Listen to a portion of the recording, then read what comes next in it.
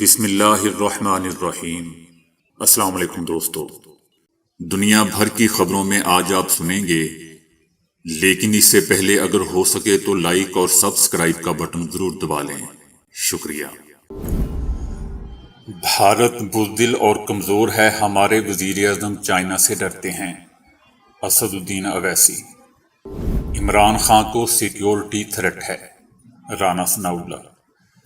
بجلی بلوں میں 400 یونٹ والوں کو ریلیف ملنے کا امکان۔ دہلی میں سرکاری اسکول کی خاتون ٹیچر پر مذہبی منافرت پھیلانے کا الزام۔ یوکرین کا روس پر ڈرون حملہ، 4 روسی فوجی طیارے تباہ۔ نان ریکوری پر لوڈ شیڈنگ اب فیڈر سے نہیں بلکہ ٹرانسفارمر سے کی جائے گی، نیپرا۔ ایران کی معیشت کو مغربی ممالک کی خواہشات سے نہیں جوڑ سکتے، ابراہیم رئیسی۔ مناسب غذا سے ٹی بی انفیکشن 50% تک کم ہو گیا۔ تو آئیے چلتے ہیں تفصیل کی جانب۔ آل انڈیا مجلس اتحاد المسلمین کے سربراہ اسد الدین اویسی نے چائنا کے مسائل پر وزیر اعظم نریندر مودی کو نشانہ بنایا ہے۔ چائنا کی فوجی تیاریوں کی خبر کی بنیاد پر اسد الدین اویسی نے کہا کہ یہ حکومت کے لیے خطرے کی گھنٹی ہے۔ اس کے باوجود نریندر مودی چائنی صدر شی جن پنگ سے ملاقات کی درخواست کر رہے ہیں۔ انہوں نے چائنا کے اقدامات کا حوالہ دیتے ہوئے مرکز کی مودی حکومت کو نشانہ بنایا۔ انہوں نے کہا کہ سیٹلائٹ سے پتہ چلتا ہے کہ چائنا کی طرف سے اقصائی چین میں زیر تعمیر فوجی تعمیر میں اضافہ کیا جا رہا ہے۔ اس معاملے پر بھارت کا رد عمل ڈرپوک اور کمزور ہے، ہمیں چائنا کے سامنے کھڑا ہونا چاہیے۔ مودی کو نشانہ بناتے ہوئے انہوں نے کہا کہ ہمارے پاس ایسے وزیر اعظم ہیں جو چائنا کا نام تک نہیں لیتے۔ انہوں نے مودی حکومت پر پارلیمنٹ میں چائنا کے معاملات پر بحث نہ کرنے کا بھی الزام لگایا۔ انہوں نے کہا کہ یہ ایسی حکومت ہے جو چائنا کے معاملے پر پارلیمنٹ میں بحث کو روکتی ہے۔ دونوں ممالک کے درمیان سرحدی بحران کے حوالے سے پارلیمنٹ کا خصوصی اجلاس بلانے اور بھارت چائنا پالیسی پر بات کرنے کا مطالبہ کیا۔ انہوں نے کہا کہ منی پور ہو یا لداخ، حکومت نے ہندوستان کے لوگوں کو اندھیرے میں رکھنے کا کام کیا ہے۔ چائنا نے حال ہی میں ایک نیا نقشہ جاری کیا تھا جس میں اروناچل پردیش اور اقصائی چین کو اپنا علاقہ بتایا گیا تھا۔ یہ پہلی بار نہیں ہے کہ اس نے اپنی توسیع پسندانہ پالیسی کو اس طرح انجام دیا ہو۔ اس سے پہلے اپریل میں چائنا نے اروناچل پردیش میں 11 مقامات کے نام تبدیل کرنے کی منظوری دی تھی۔ رانا ثناءاللہ نے کہا ہے کہ عمران خان پہلے سے جیل میں ہیں، ادارے جوڈیشل ریمانڈ کے لیے گرفتاری جیل میں ہی ڈال سکتے ہیں، اٹک جیل میں بھی اوپن کورٹ ہو سکتی ہے۔ اگر عمران خان کو سیکیورٹی تھریٹ کے لیے وہاں رکھا گیا ہے تو درست ہے۔ عدالت میں پیشی کے لیے عمران خان سیکیورٹی تھریٹ کا کہتے تھے، جو کہ درست تھا۔ ہم نے عمران خان کو پوری سیکیورٹی فراہم کی تھی۔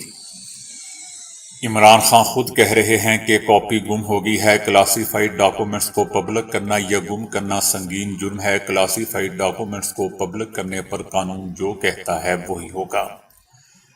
سیکرٹ ڈاکومنٹ کبھی بھی پبلک نہیں کیا جا سکتا۔ ان کا کہنا تھا کہ لوگوں کو بار بار گرفتار کرنا ایک نئی بات ہے۔ 25 نومبر سے 9 مئی تک ہر روز قانون توڑا گیا۔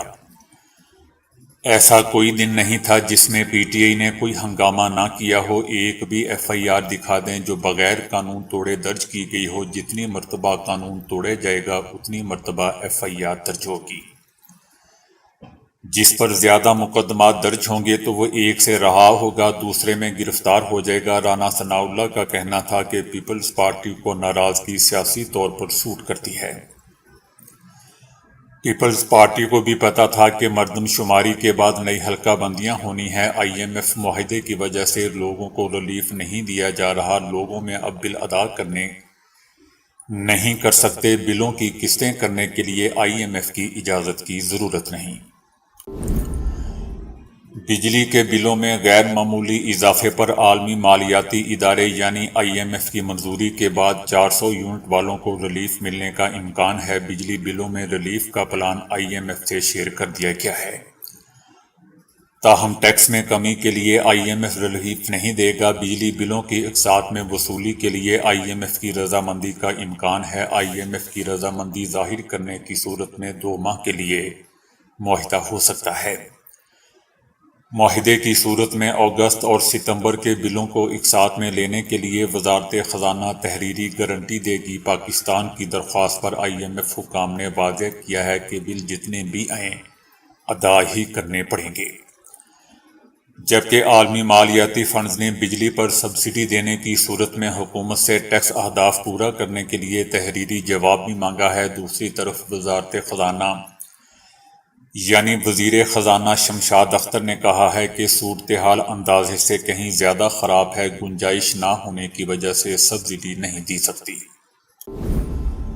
اسکول میں زیر تعلیم بچوں کے والدین نے کہا ہے کہ اگر ٹیچر کو سزا نہیں دی گئی تو دوسرے اساتذہ کو بھی ہمارے دین کے خلاف بولنے کی ہمت ملے گی۔ دہلی کے ایک سرکاری اسکول میں ایک خاتون ٹیچر کے بچوں کے سامنے مبینہ طور پر مذہبی منافرت کے الفاظ استعمال کرنے کا معاملہ سامنے آیا ہے۔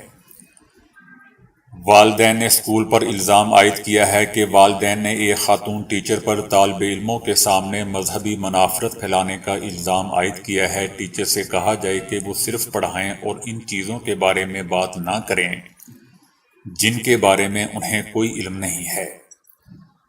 ایسے استاد کا کوئی فائدہ نہیں جو طلبہ میں اختلافات پیدا کرے۔ ایسی ٹیچر کو ہٹا دیا جائے۔ اس اسکول میں تو کیا کسی اسکول میں نہ پڑھانے دیا جائے، کیونکہ یہ جہاں جائے گی یہی سب کچھ کرے گی۔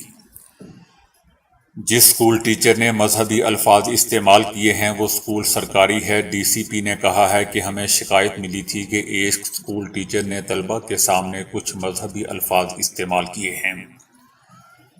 ہم نے معاملے کا نوٹس لیا ہے، اس پر قانونی کارروائی کی جائے گی۔ ایسے 2 سے 3 طالب علم ہیں، اس لیے ہم ان سب کی کونسلنگ کر رہے ہیں۔ درست حقائق کے ساتھ ہم مناسب دفعات کے ساتھ مقدمہ درج کریں گے۔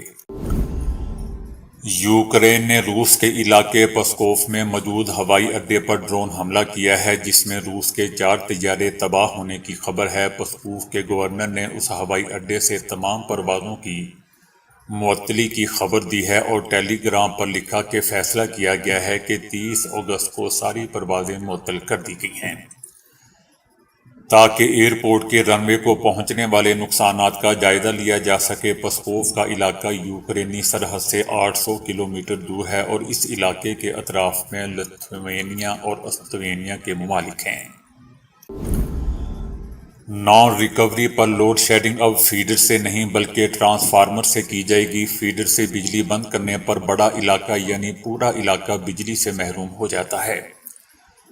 فیڈر سے بجلی بند ہونے سے وہ صارف بھی متاثر ہوتا ہے جو پورا بل بھرتا ہے۔ پورا بل بھرنے والے صارف کی بجلی بند کرنا انتہائی غیر ذمہ داری ہے۔ نیپرا نے ملک بھر میں لوڈ شیڈنگ کے حوالے سے بڑا فیصلہ کر لیا ہے۔ نیپرا فیصلے میں یہ بھی کہا گیا ہے کہ الیکٹرک فیڈر کی بجائے پی ایم ڈی سے ریموٹ پاور سسٹم کے ذریعے لوڈ شیڈنگ کی جائے۔ ایرانی صدر ابراہیم رئیسی کا کہنا ہے کہ حکومت ایران کی معیشت پر ڈالر کے اثر و رسوخ کو کم کرنے کے لیے کام کر رہی ہے۔ ایران کے صدر ابراہیم رئیسی نے کہا ہے کہ ہم ملک کی معیشت کو مغربی ممالک کی خواہشات سے نہیں جوڑ رہے۔ ایران 2015 کے جوہری معاہدے کو بحال کرنے کے لیے مذاکرات کے ذریعے پابندیوں کے خاتمے کی بھی کوشش جاری رکھے ہوئے ہے۔ ایرانی صدر نے کہا ہے کہ دشمن نے دوہری حکمت عملی پر عمل کرنے کی کوشش کی ہے، ایک ایران کو دنیا سے الگ تھلگ کرنا اور دوسرا ایرانی قوم کی حوصلہ شکنی کرنا، مگر وہ ان دونوں حکمت عملیوں کے ساتھ ناکام رہا ہے اور وہ ایران کے الگ تھلگ کرنے میں کامیاب نہیں ہوا ہے۔ انہوں نے مزید کہا کہ ابھرتے ہوئے ممالک کے ساتھ اتحاد امریکہ کے یک طرفہ تسلط کا مقابلہ کرنے کے لیے ایک اچھے موقع کی نمائندگی کرتا ہے۔ ایرانی صدر کا مزید کہنا تھا کہ حکومت ایران کی معیشت پر ڈالر کے اثر و رسوخ کو کم کرنے کے لیے بھی کام کر رہی ہے۔